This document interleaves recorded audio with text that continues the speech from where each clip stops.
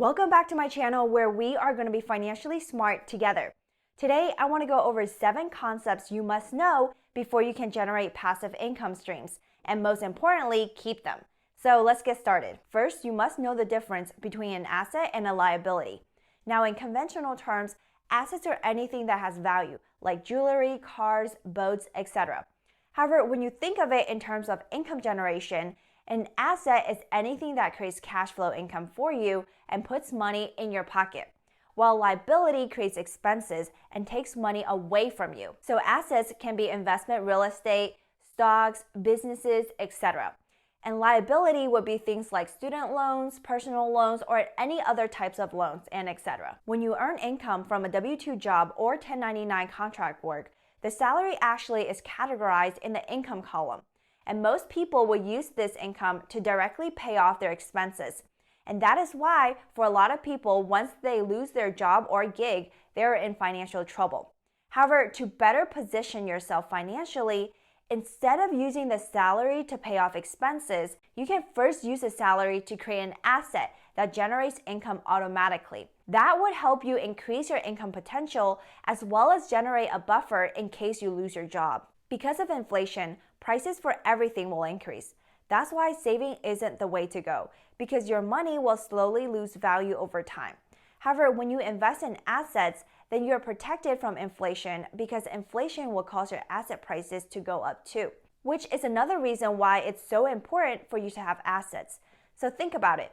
If you own a rental property and there's inflation, then most likely monthly rent and your house value will increase. Instead of using your salary to buy items such as luxury bags, cars, jewelry, etc., use your salary to build assets that will help you generate income automatically. Then use the cash flow generated from your asset to help you buy those things. Now, in other words, if a car loan is $400 a month and your asset isn't cash flowing you $400 a month, then it's best not to buy it or buy something cheaper. That way, you won't need to sell your assets to cover your expenses in case you lose your main source of income. Once you build assets, you need to protect them by either creating companies or trusts to hold them in. That way, people can't just take it all from you in a lawsuit. And a lot of rich people control everything but owns nothing.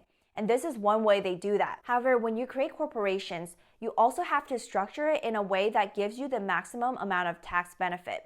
That's why it's best to consult both a lawyer and an accountant who specializes in these areas. Diversify the type of assets you own. In other words, diversify the type of passive income streams you have. For example, if you only hold real estate and the real estate market crashes like in 2008, then you have a higher chance of getting into financial trouble that might cause you to sell your investment real estate. However, if you have multiple streams of passive income, then other streams will help you get through the hard times without you having to liquidate any of your assets. In fact, one type of income stream might even do a lot better than another in different times. One of the biggest liabilities that people mistakenly treat as an asset is a personal home. Now, personal home is widely seen as the biggest asset and investment people make, especially because there's a possibility of it increasing in value over time.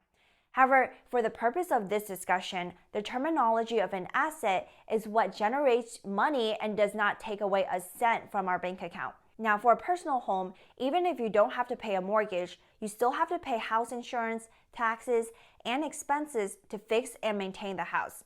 And a personal home is where a lot of people have most of their money flowing into.